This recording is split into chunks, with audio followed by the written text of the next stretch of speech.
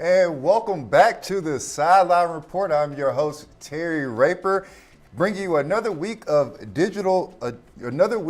your digital dose of sports, streaming right here from the Sideline Report. Today we got a very special episode because the state brackets have been announced for volleyball and football. So we'll see who has punched their ticket to state, as well as we'll get into some local college football action, hockey action, and some of your favorites from the Rochester Grizzlies. So we'll go ahead and get started here. First up, we have the state volleyball tournament section results here. First up, we have the Fillmore Central Falcons versus Kenyon Wanamigo. They played this weekend, and number 1 Fillmore Central taking on number 3 Kenyon Wanamigo, and they walked away with a 3-0 victory and a trip to state. Now, Fillmore Central went on a wild run to the state tournament last season, and they did that as the underdogs. The Falcons won last year as the number 6 seed and went on to win the state quarterfinal match, and then ended up losing in the semifinals. But this year, the goal is still the same, to make it all the way to the state finals and take home the victory. This year, they ended up beating Kenyon Wanamigo.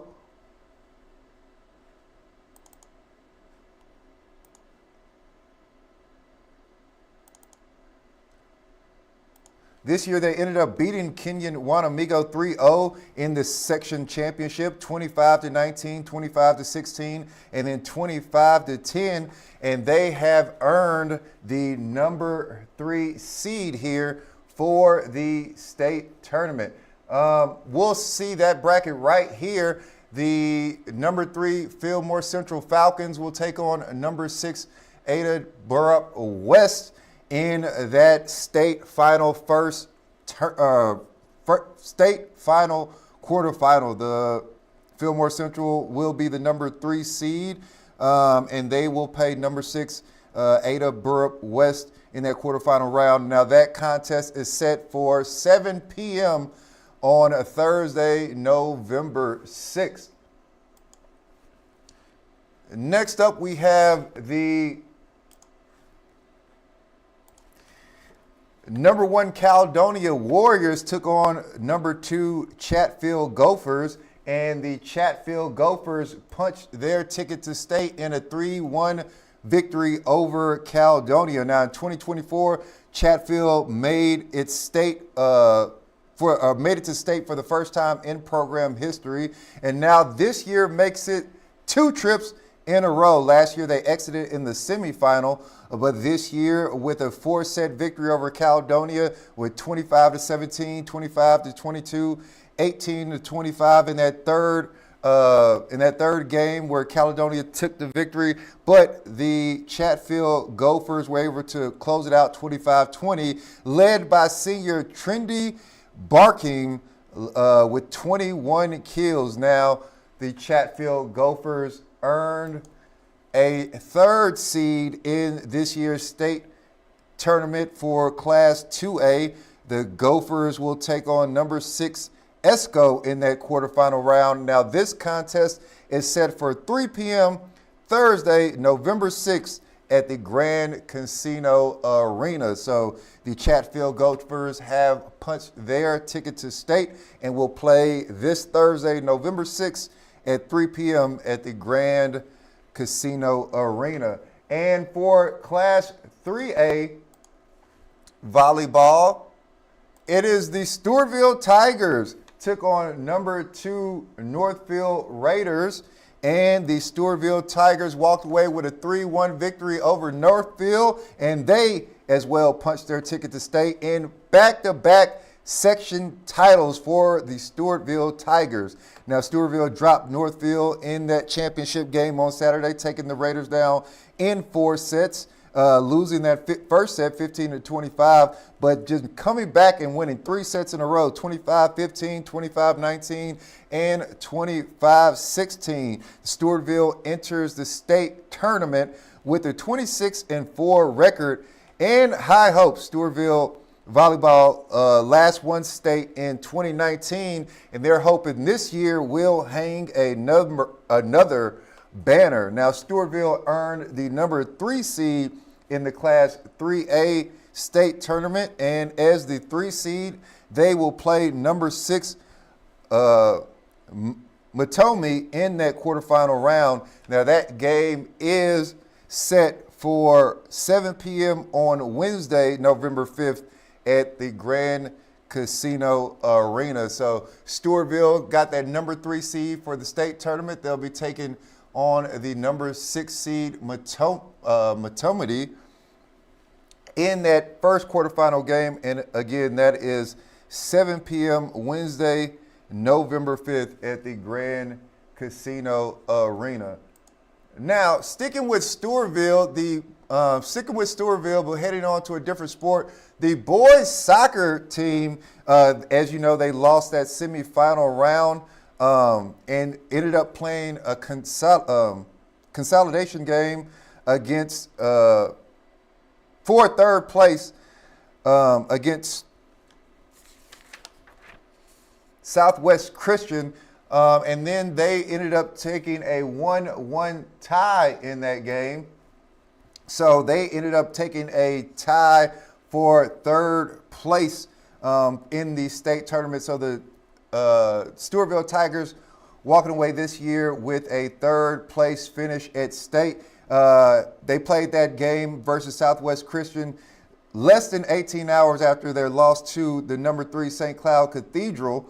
So the Tigers ended up taking a 1-0 lead when Charles Berger found the back of the net midway through the first half.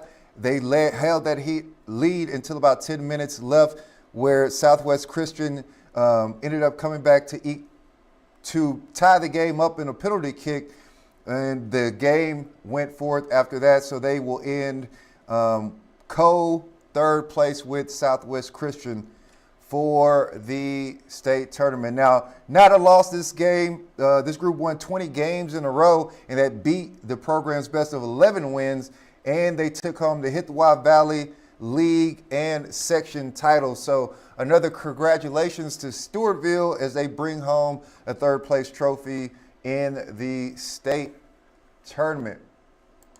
So switching up sports here, we'll go into some football action. And this past Friday, the section championship football games were completed in the final team standings in each section as they learn their tournament seed. Now, each class is separated into North and South regions, 4 teams each, with section 1 through 4 designated to the South region and 5 through 8 designated to the North region. And if you want to see that full tournament, go to kttc.com to see the full brackets. But we'll start off with Mayo as they took on Northfield and took down the Raiders in that section championship. So the Spartans walk away with the 5A state championship in a 17-7 victory. Now, this is the 6th section title for Mayo in history.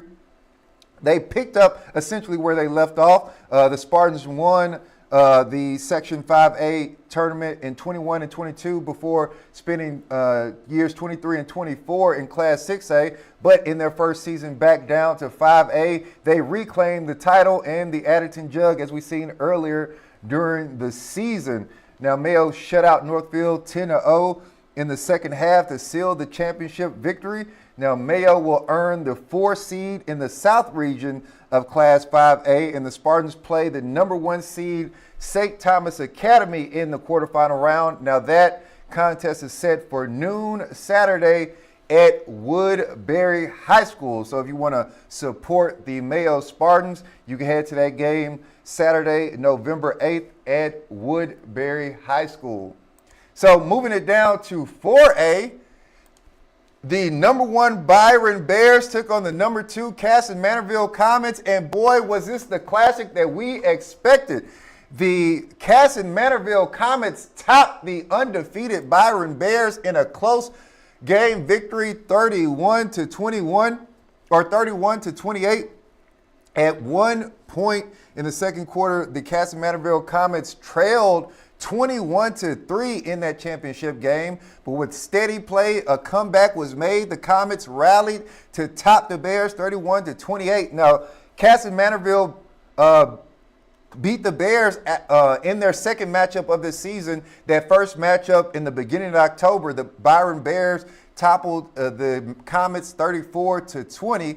But in this game, the Casamantaville Comets came for their revenge, and they got it. Now, Casamantaville earned the number 2 seed in the South region of Class 4A, and the Comets will play the number 3 seed Hill Murray in the quarterfinal round. Now, that contest is set for 7 p.m. Thursday, November 6th at Stillwater Area High School. One of the games, or this game was one for the record books. Every time that we've seen the Byron Bears, Casamantaville Comets, or Stewartville Tigers play each other this season, it was always an amazing game, and this one was no different. Casamantaville walked away with the championship trophy and their ticket to state. So again, they have earned the number 2 seed in the South region, and they will play number 3 seeded Hill Murray in the quarterfinal round. Again, that contest is set for 7 p.m. Thursday, November 6th at Stillwater Area High School. Now moving down to 3A, the Pine Island Panthers took on the number 2 Cotter Rattlers, and this one was dominant fashion as Pine Island has shown all year in a 34-0 victory over the Rattlers. Now, for the first time since 2014, Pine Island is headed to state. The top-seeded Panthers beat Cotter in this championship 34-0, and that makes the 6th section title in program history. Now, Pine Island earned the number 2 seed in the South Region Class 3A. The Panthers will play number 3 seeded Minneapolis North Community in that first round of the state playoffs. This contest is set for noon on Saturday, November 8th at Totino Grace High School. So we'll see the Pine Island Panthers continue their undefeated season here and see if they could take that momentum into state and continue on to the U.S. Bank as their hopes is for a state title this year. Now, this is the first time in over a decade that Pine Island is headed to state, and this is probably the strongest team that they have ever had in school history. So if you're wanting to go out and support the Pine Island Panthers, head out to Totino Grace High School this Saturday, November 8th at noon to watch them take on Minneapolis North Community. So moving down to 2A, we got 2 area teams in the 2A class going to state. We'll start off with the number 3 seeded Caledonia Warriors took on the number 4 seeded Lords Eagles, and this one the Warriors were able to walk away with the victory 19-3. Now Caledonia clinches its 17th trip to state all time with a 6-point win over Lords. The defense of the Warriors was the deciding factor in this contest as they took down the Eagles. Now, both teams came into this section championship through a tough tournament schedule, beating out the top-ranked teams in the section. Warriors were averaging over 30 points a game in the quarter and semifinals against St. Charles, and then toppling the number 2 ranked Triton Cobras in that semifinal matchup. The Eagles ended up topping the number 1 ranked Chatfield Gophers on the road in Chatfield to come into this section championship game. Caledonia was able to defeat the Lords twice this season as their September 26th Week 5 match ended with the Warriors' victories as well. So another 2A team, this time going to class or section 4, the Goodhue Wildcats took on Randolph and beat Randolph in dominant fashion. Goodhue football is state bound for the second year in a row. Top-seeded Wildcats continued an undefeated season with a 40-0 win over 6th-seeded Randolph in the Section 4 2A championship game. Now, it's the second straight shutout for the Wildcats and their 5th of the season. Goodhue continued its success on the football field in a season where they changed sections and moved up from Class A to Class 2A, and the Wildcats will enter the state tournament undefeated with a 10-0 record. Now, Goodhue earned the number 1 seed in the South region of Class 2A, while Caledonia earned the number 4 seed. The Wildcats will play WEM in the quarterfinal round at Hastings High School on Thursday, November 6th. Now, that kickoff is set for 6 p.m., and the Warriors play Jackson County Central in the quarterfinal round at Orono High School September 8th, Saturday, September 8th, and that kickoff is set for 7 p.m. Now, if Caledonia wins their quarterfinal matchup and Goodhue wins their quarterfinal matchup, these two will meet in the second round of the playoffs. So if both of these teams win their first round matchups, Caledonia, we could see a Caledonia-Goodhue matchup in the state tournament. So good luck to both of these teams as they move forward to the state tournament. Now moving on to Section 1A, we have the Fillmore Central Falcons taking on Lewiston Altura, and this one was the Falcons' victory. They ended up beating Lewiston Altura 34-21. Now the Falcons claimed the Section 1A title in Eota Friday night. Kane Larson led the way for the Falcons, rushing for 233 yards on 37 carries, finding the end zone 3 separate occasions. Grant Daniels and Breeden Bow also chipped in with touchdowns of their own. Now, this is the 3rd trip to state in 4 years, but essentially it's the 3rd trip to state in school history for Fillmore Central. Now, they'll enter the state tournament with the undefeated season going 10-0. Now, Fillmore Central earned the number 2 seed in the South region of Class 1A or Class A.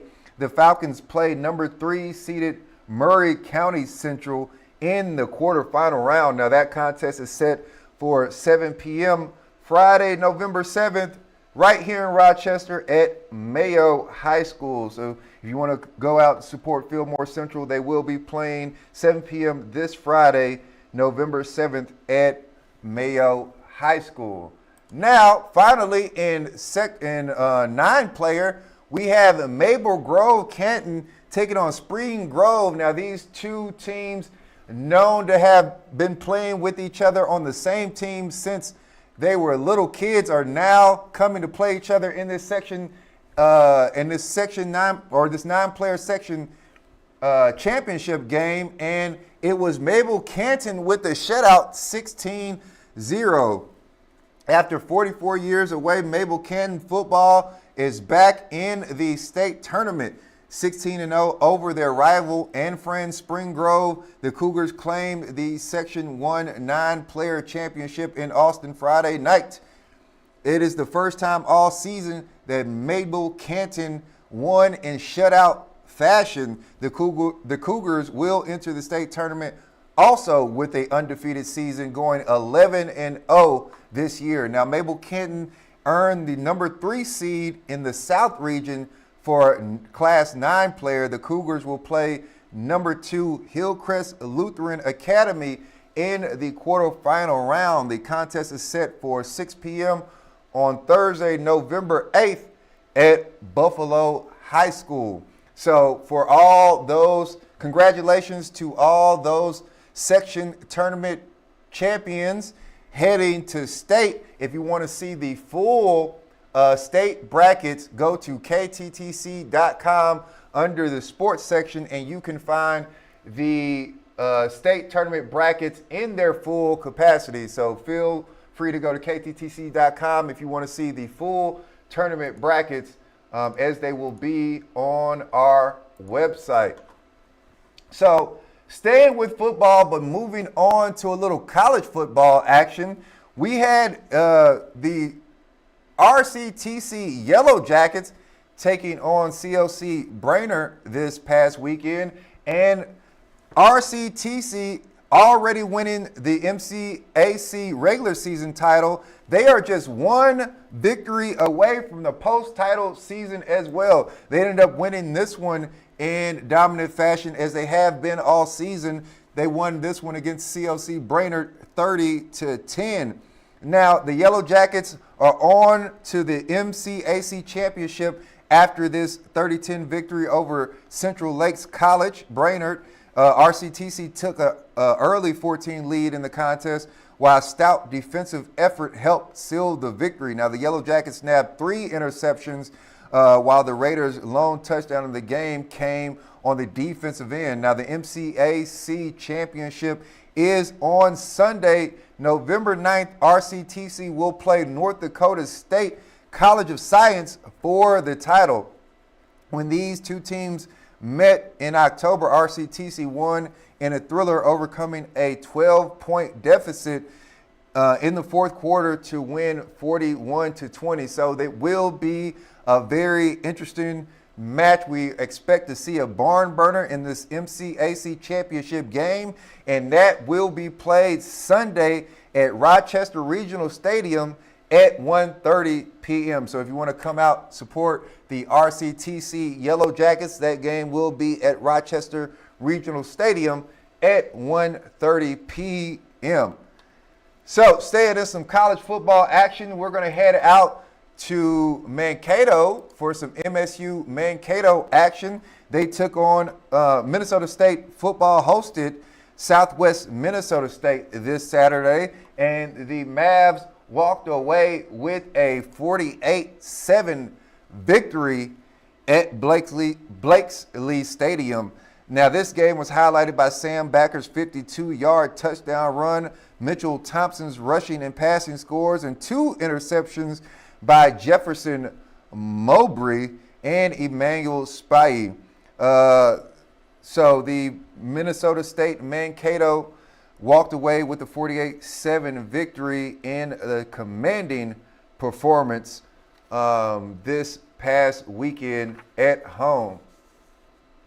So staying with MSU-Mankato, but switching sports, we're going to get into some MSU-Mankato hockey action as St. Thomas traveled to Mankato to take on the Mavericks. This one was unfortunate for the Mavericks as they fell to the Tommies 4-3 Saturday night. Now, Dylan Gobout gives the Tommies an early lead, but Tristan Limry ended up getting the score back, and Jack Smith tied the game for MSU before Luigi Benicasa briefly gives the Mavericks the lead in the third, but 2 late Tommies goals in regulation and then the overtime score secured the win for St. Thomas as the Tommies defeated MSU-Mankato at home. Now, MSU returns to action next Friday against Bowling Green.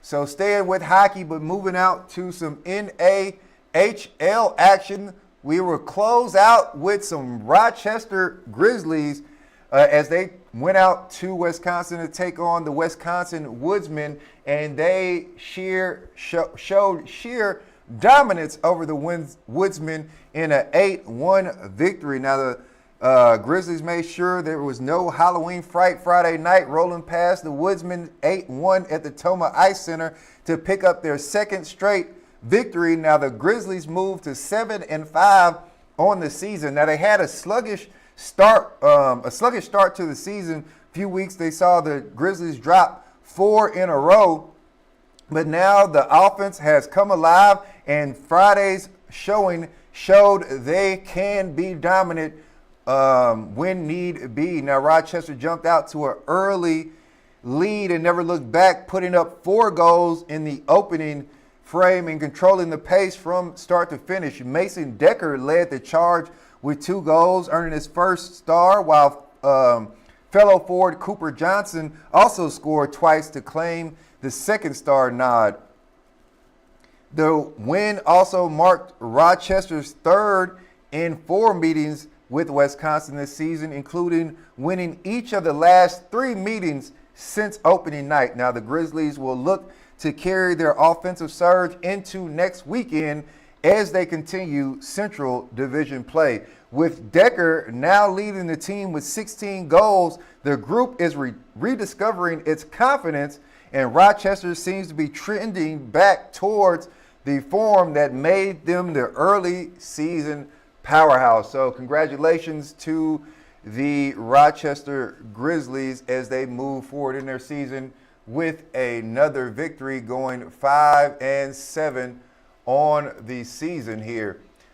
And that is going to do it for me right here at the Sideline Report. Thank you guys for showing up. That was another dose of digital sports streaming right here from the Sideline Report. Congratulations to all the local volleyball teams punching their way to the state tournament, as well as the section champions in football moving on to state. If you want to see more of those state brackets, go to KTTC.com to follow all your sports news. And we will be back next week with the Sideline Report. I hope to see you soon. I've been your host, Terry Raper. We'll see you